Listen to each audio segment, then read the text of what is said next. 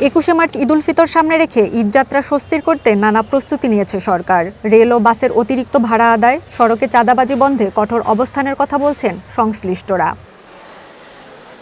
ঈদযাত্রায় স্বস্তি দিতে ঈদের 7 দিনের লম্বা ছুটির সিদ্ধান্ত নিয়েছে সরকার। 17 মার্চ শবে কদরের ছুটির সাথে 18 মার্চও ছুটির সিদ্ধান্ত হয়েছে। বৃহস্পতিবার সচিবালয়ে প্রধানমন্ত্রী তারেক রহমানের সভাপতিত্বে অনুষ্ঠিত মন্ত্রিসভার বৈঠকে এই সিদ্ধান্ত নেওয়া হয়।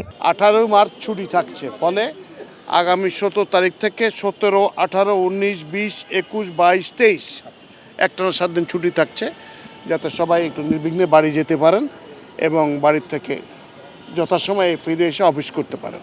মধ্যপ্রাচ্য যুদ্ধ পরিস্থিতির কারণে জ্বালানি সংকট দেখা দিতে পারে, এমন সংখ্যা মাথায় রেখে বিদ্যুৎ সাশ্রয়ী হতে নির্দেশ দিয়েছেন প্রধানমন্ত্রী। বিশেষ করে সচিবালয়ে অতিরিক্ত বিদ্যুৎ যাতে খরচ না হয় সেজন্য একটি কমিটিও গঠন করা হয়েছে। আগামী 12 তারিখ শুরু হতে যাওয়া সংসদের প্রথম বৈঠকেই রাষ্ট্রপতির ভাষণের খসড়া নিয়ে বৈঠকে আলোচনা হয়েছে বলেও জানান মন্ত্রিপরিষদ সচিব। সবগুলো তো জেনারেল যাচ্ছে, কিন্তু প্রথমে আমার বিল্ডিং থেকে শুরু করো।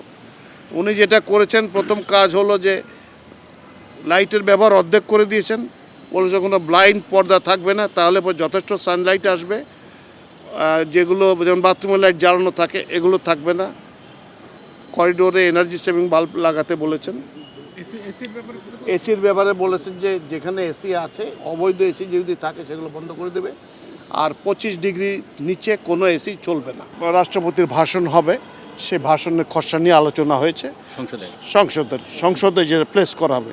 মানে অ্যাকচুয়ালি এটা হলো একটা বার্ষিক রিপোর্ট মতো আকারে যায়। এদিকে তথ্যমন্ত্রী জহির উদ্দিন স্বপন জানান, কৃষি কার্ড ও ফ্যামিলি কার্ডের মতো পদক্ষেপগুলো যাতে রাষ্ট্রপতির ভাষণে থাকে সে বিষয়ে আলোচনা হয়েছে। ইতিমধ্যে আমরা যে সিদ্ধান্তগুলি নিয়েছি, ফ্যামিলি কার্ড, কৃষক কার্ড, তারপরে কৃষি ঋণ, সেগুলি রাষ্ট্রপতির ভাষণের মধ্যে সরকারের এই সমস্ত পদক্ষেপগুলিকে রাষ্ট্রপতির ভাষণের মধ্যে দিয়ে যাতে প্রতিফলিত হয়, ইতিমধ্যেই যে প্রতিশ্রুতি এবং যেগুলি আমরা বাস্তবায়ন করার উদ্যোগ নিয়েছি, আমরা সে বিষয়ে আলোচনা। 12 মার্চ সংসদ অধিবেশনের প্রথম দিন কিভাবে পরিচালনা করা হবে সে বিষয়েও বিস্তারিত আলোচনা হয়েছে মন্ত্রিপরিষদের বৈঠকে।